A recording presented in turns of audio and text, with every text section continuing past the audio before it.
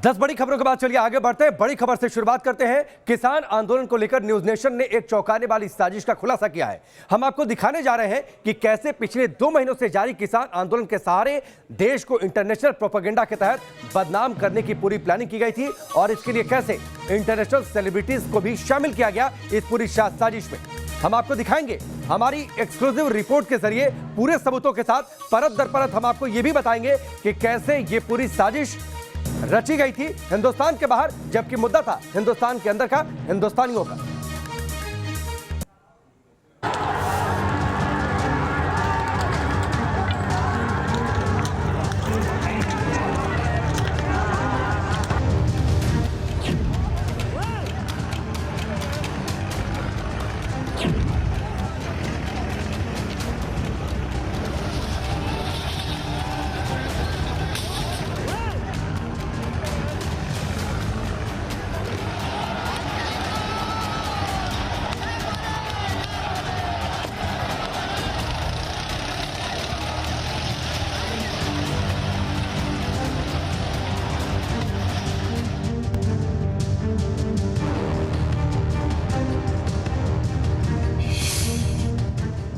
किसान आंदोलन बना इंटरनेशनल एजेंडा, आंदोलन को भड़काने का ग्लोबल प्रोपेगेंडा।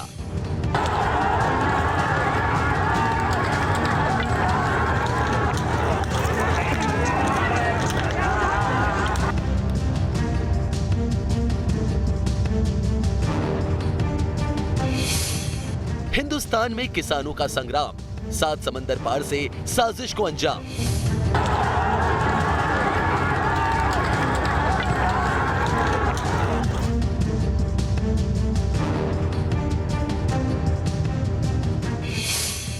आंदोलन में इंटरनेशनल सेलिब्रिटीज की एंट्री, ये इत्तेफाक है या खतरे की घंटी?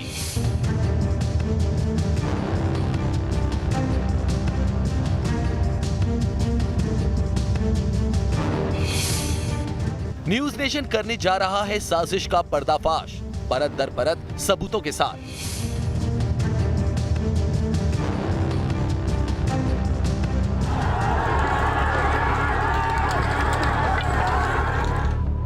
किसान आंदोलन को लेकर मशहूर पॉप सिंगर रिहाना और पर्यावरणविद ग्रेटा थनबर्ग के अलावा कुछ और इंटरनेशनल सेलिब्रिटीज के ट्वीट के बाद से बुधवार की शाम सोशल मीडिया में तूफान खड़ा हो गया।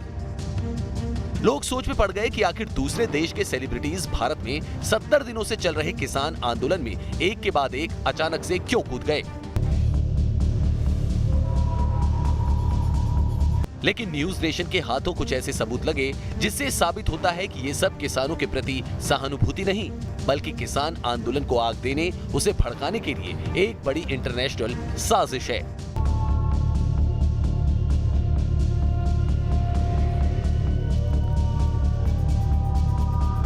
जिसकी परत दर परत हम सबूत के साथ खोलने जा रहे हैं। लेकिन सबसे पहले आपको दिखाते हैं पॉप सिंगर रिहाना का वो ट्वीट जिसमें उन्होंने किसान आंदोलन की तस्वीरें ट्वीट करके लिखा है कि इस बारे में कोई बात क्यों नहीं कर रहा। रिहाना की ट्वीट के बाद मशहूर पर्यावरणविद ग्रेटा थनबर्ग का भी ट्वीट सामने आया जिसमें उन्होंने लिखा, हम भारत में किसानों के आंदोलन के प्रति एकजुट हैं। इसके बाद उन्होंने एक और ट्वीट किया जिसके जरिए उनकी असली मंशा साफ हो गई कि किसान आंदोलन के बहाने किस तरह भारत को अंतर्राष्ट्रीय स्तर पर बदनाम करने की साजिश रची जा रही है। और इसका पूरा कच्चा चिट्ठा न्यूज नेशन के हाथ लगा है जिसे हम आपको अभी दिखाएंगे। लेकिन इससे पहले आपको बता दें कि आखिर ग्रेटा थनबर्ग हैं कौन। 16 साल की ग्रेटा थनबर्ग स्वीडन की पर्यावरण कार्यकर्ता हैं। 8 साल की उम्र से जलवायु परिवर्तन पर काम कर रही हैं। 2018 में ग्रेटा स्वीडन की संसद के सामने प्रदर्शन के बाद चर्चा में आई। अमेरिका में आयोजित हुए संयुक्त राष्ट्र के जलवायु सम्मेलन भाषण में ट्रम्प समेत कई नेताओं को लताड़ा। टाइम मैगजीन ने ग्रेटा को 2019 का पर्सन ऑफ द ईयर चुना। ग्रेटा ने 3 फरवरी की शाम एक और ट्वीट किया और भारत में चल रहे किसान आंदोलन के समर्थन के लिए एक टूल किट शेयर किया जिसने उनकी पोल खोलकर रख दी कि कैसे किसान आंदोलन के कंधे के सहारे भारत सरकार पर अंतर्राष्ट्रीय दबाव बनाने की योजना बनाई गई थी, जिसका एक सबूत हम आपके सामने रखने जा रहे हैं। Team news nation. मुद्दा देश के किसानों का है। देश के किसान चुनी हुई सरकार के खिलाफ प्रदर्शन कर रहे हैं, ये बात जायज भी है। लेकिन तब क्या, जब भारत से बाहर के लोग विदेशी इस मुद्दे पर साजिश रचने लगे और भारत सरकार पर दबाव बनाने की कोशिश करने लगे। हमारे साथ मेहमान जुड़ चुके हैं। इकबाल सिंह लालपुरा प्रवक्ता है भारतीय जनता पार्टी के, Himanshu Verma social media expert है, रोहित जाखड़ किसान नेता हमारे साथ जुड़ चुके हैं और साथ ही आमिर हमारे सहयोगी भी हमारे साथ जुड़ चुके हैं। इनसे हम बातचीत करें, सवालों की शुरुआत करें, लेकिन उससे पहले आपको परत दर परत सच्चाई दिखाते हैं कि किस तरीके से साजिश रची गई थी। ग्रेटा थनबर्ग और रिहाना किसान आंदोलन के नाम पर वैश्विक प्रोपेगेंडा ग्रुप से जुड़कर भारत को बदनाम कर रही हैं, क्योंकि ग्रेटा थनबर्ग के एक ट्वीट ने ही इनकी पोल खोलकर रख दी। इंटरनेशनल प्रोपेगेंडा की यह किताब जब खुली तो किसान आंदोलन की आड़ में लेकर रची जा रही पूरी साजिश की सच्चाई सामने आ गई। अब आपको दिखाते हैं आखिर उस ट्वीट में वो 5 बातें क्या थी जिसने ग्रेटा थनबर्ग को एक्सपोज कर दिया। आपको दिखाते हैं किसान आंदोलन के नाम पर कैसे इंटरनेशनल साजिश तैयार की गई।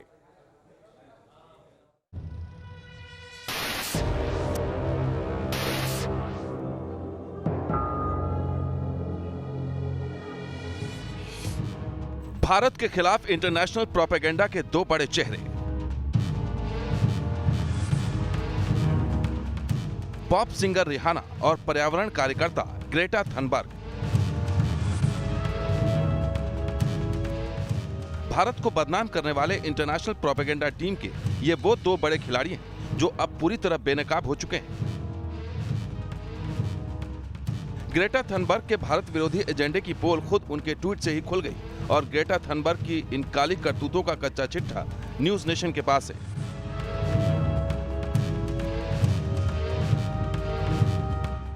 तीन फरवरी को तड़के 1:34 पर किए गए ग्रेटा थनबर्ग के इस ट्वीट को देखिए। इस ट्वीट में ग्रेटा किसान आंदोलन के साथ एकजुटता दिखा रही हैं, लेकिन इसी दिन शाम 5:19 पर किए गए ग्रेटा थनबर्ग के ट्वीट ने किसान आंदोलन के आड़ में भारत विरोधी इंटरनेशनल प्रोपेगेंडा की साजिश का पर्दाफाश कर दिया। अपने इस ट्वीट में ग्रेटा ने लिखा, अगर आप मदद करना चाहते हैं तो यहाँ टूल किट है। टूल किट का यही लिंक दिल्ली में 26 जनवरी को हुए दंगे की हर साजिश का पर्दाफाश कर देता है और इस साजिश में शामिल देश विदेश के उन चेहरों से भी नकाब हटा देता है। ग्रेटा थनबर्ग ने जो लिंक शेयर किया था उसमें उसने साफ लिखा है कि आप कैसे इस प्रोपेगेंडा को ज्यादा प्रभावी तरीके से आगे बढ़ा सकेंगे। हालांकि पोल खुलते ही ग्रेटा ने लिंक शेयर करने वाली ट्वीट को डिलीट कर दिया, लेकिन दुनिया के सामने ग्रेटा और ग्रेटा जैसी उन प्रोपेगेंडा टूल्स का भी पर्दाफाश हो गया।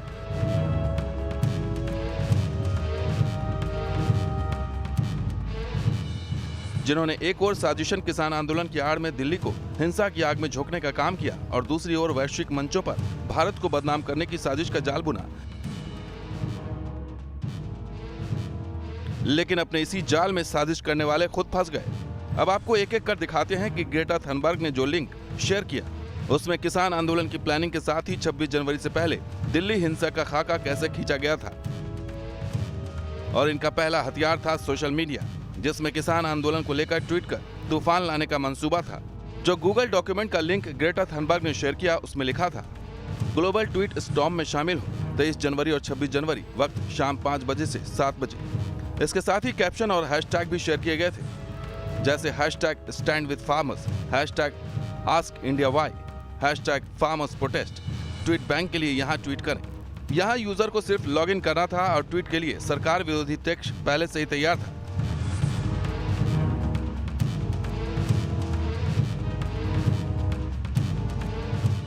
किसान आंदोलन से एकजुटता दिखाने के लिए किसको टैग करना है उसके लिए भी सोशल मीडिया अकाउंट शेयर किए गए थे, जैसे टैग करने वाले account @thepmo, @UNDP, @UNFAO, @XRebellionInd और @PMO India, @UNDP India, @TimesTrolley।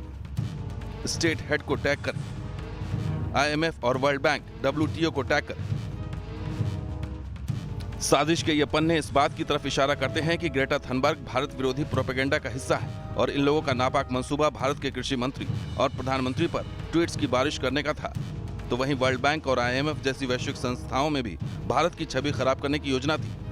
अब आपको स्टेप बाय स्टेप दिखाते हैं कैसे ग्रेटा ने ट्वीट के जरिए यह भी बताया कि भारत सरकार पर किस तरह से दबाव बनाया जा सकता है। सोशल मीडिया पर तस्वीरें भेजने के लिए बाकायदा ईमेल ID भी दी गई थी।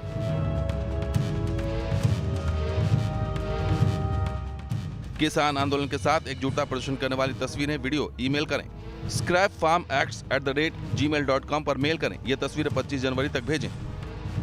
डिजिटल स्ट्राइक #AskIndiaWhy के साथ फोटो, वीडियो, मैसेज 26 जनवरी से पहले या 26 जनवरी तक ट्विटर पर पोस्ट कर दिए जाएं। यानी 26 जनवरी से काफी पहले से ही भारत सरकार के खिलाफ डिजिटल स्ट्राइक की पूरी तैयारी थी। लेकिन साजिश की इस किताब के कई और पन्ने हैं, जिनके खुलते ही इंटरनेशनल प्रोपेगेंडा की पूरी प्लानिंग का पर्दाफाश हो जाता है, जिसे ग्रेटा थनबर्ग ने गलती से साझा कर दिया और भारत विरोधी पूरी मंडली दुनिया के सामने एक्सपोज हो गई। भारत की बदनामी करने वाले इस दस्तावेज में लिखा गया था, ऑन ग्राउंड प्रोटेस्ट में भाग लें। 26 जनवरी ग्लोबली कोऑर्डिनेट एक्शन का दिन। जहां भी मौजूद हो वहां से समर्थन करें। भारतीय दूतावास, सरकारी दफ्तर या उद्योगपतियों के दफ्तर पर प्रदर्शन करें।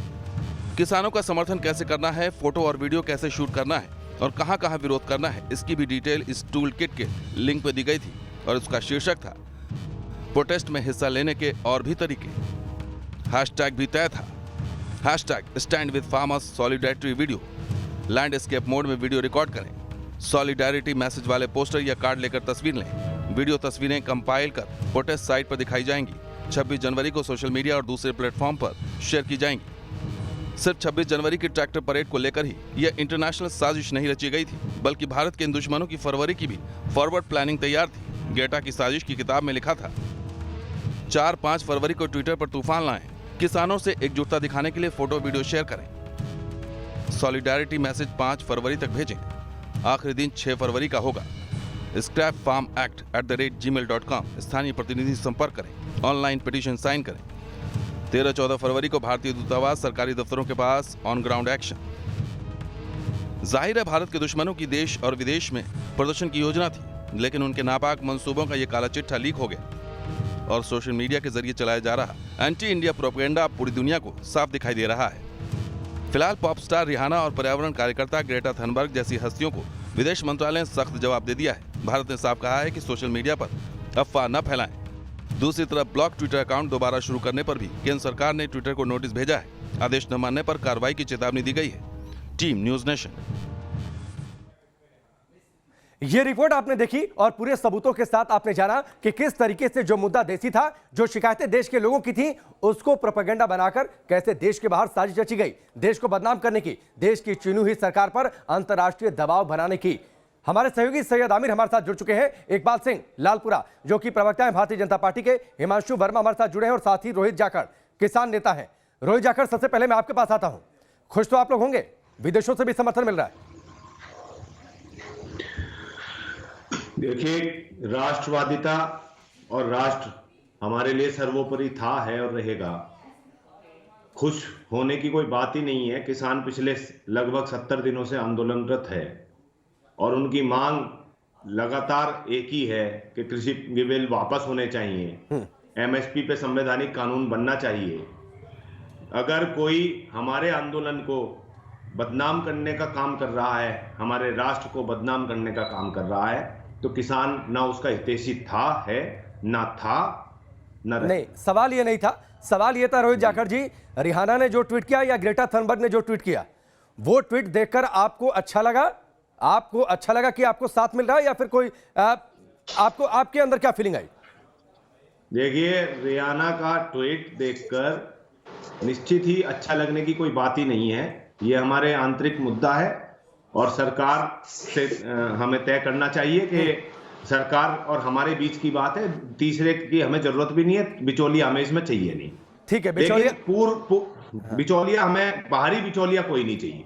ठीक है, अंदर का बिचौलिया चाहिए, क्योंकि पहले आप लोगों ने कहा था कि आंदोलन गैर राजनीतिक रहेगा। अभी विपक्षी दलों के नेता गाजीपुर बॉर्डर पर पहुंच रहे हैं, तमाम नेताओं ने मंच तक भी अपनी पहुंच बना ली है।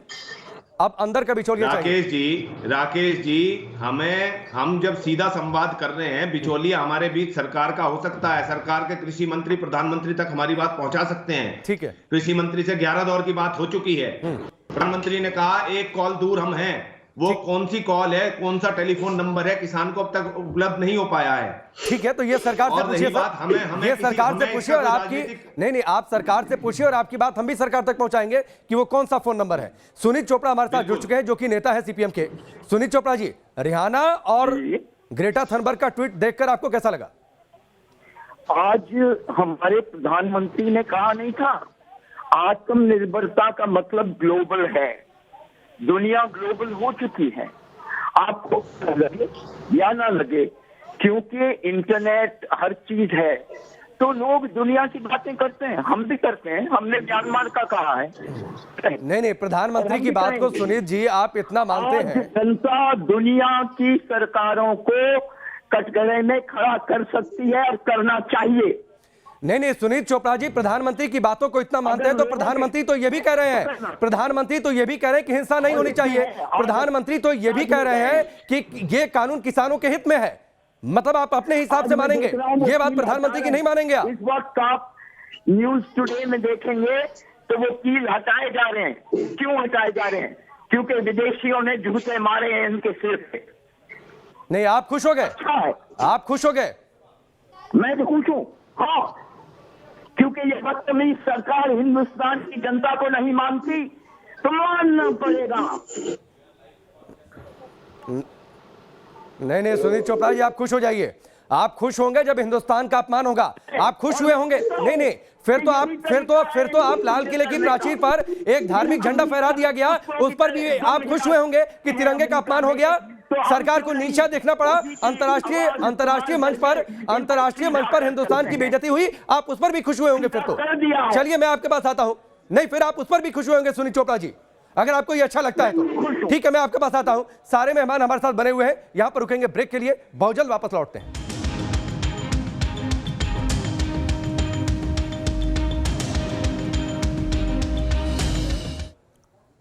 ब्रेक के बाद चलिए आगे बढ़ते हैं। सारे मेहमान हमारे साथ बने हुए हैं। हमने अपनी रिपोर्ट में दिखाया किस तरीके से भारत में जो हिंसा हुई उसकी साजिश बाहर रची गई थी और किस तरीके से एक बड़ा प्रोपेगेंडा देश के बाहर, देश के खिलाफ, देश के आंदोलन की आड़ में रचा जा रहा है। सुनीत चोपड़ा जी की बातें आपने सुनी। मैं इकबाल सिंह आपके पास आता हूं। सुनीत चोपड़ा जी बड़े खुश हैं, बाहर से साथ मिल रहा है, हिंदुस्तान की बेइज्जती हो रही है। राकेश जी, ये भारत के एकता, अखंडता और गौरव जो है, ये तीनों का प्रश्न है। जो व्यक्ति विदेशी लोगों की भारत में दखलंदाजी की बात करता है, उसको अपने अंदर झांकी मारनी चाहिए कि वो क्या कर रहा है। एक बात। दूसरी बात ये है, किसान का आंदोलन पंजाब से शुरू हुआ। पंजाब में एक कल्चर है, उस कल्चर को कहते हैं पंजाब ना हिंदू ना मुसलमान, पंजाब जिਉਂਦਾ ਗੁਰਾਂਦੇ ਨਾਲ। और उस कल्चर में एक बात आती है, काल खाए कि छतों दे नानक राह पछाने से। आप मेहनत करो, उसमें से गरीब को दो, वो गुरु नानक के रास्ते पे है। और दूसरी तरफ वहां पंजाब का एक 50-60 साल पहले कल्चर बना है। नहीं, इकबाल सिंह, ये सारी बातें इस लेवल तक नहीं पहुंचती, या फिर आज हम इस पर चर्चा नहीं कर रहे होते कि इस आंदोलन की आड़ में बाहर प्रोपेगेंडा फैलाया जा रहा है। अगर आप लोग पिछले 70 दिनों में इस समस्या का समाधान निकाल लिए होते। 70 दिन क्या काफी नहीं थे सरकार के लिए? बात मानने वाले हैं, ये कहते हैं कि चढ़िया महीना बाकी जना के अपने आपे लैंड के खो, ये तो खोम पाई और लूटपाट की बात करते हैं ये कामरेड। नहीं, ठीक है इकबाल सिंह, एक ब्रेक लेना है। ब्रेक के बाद सवाल एक बार फिर से मेरा यही होगा कि क्या 70 दिन सरकार के लिए काफी नहीं थे कि इस समस्या को किसानों से बातचीत करके सुलझा लिया जाए, उन्हें मना लिया जाए? क्या सरकार इस बात में नाकाम रही? अगर सरकार सफल हो जाती इस आंदोलन को समाप्त कराने में, तो आज इस पर चर्चा नहीं हो रही होती कि बाहर के लोग हिंदुस्तान के मसलों में दखल क्यों दे रहे हैं। एक ब्रेक के लिए रुकेंगे, जल्द वापस लौटते हैं।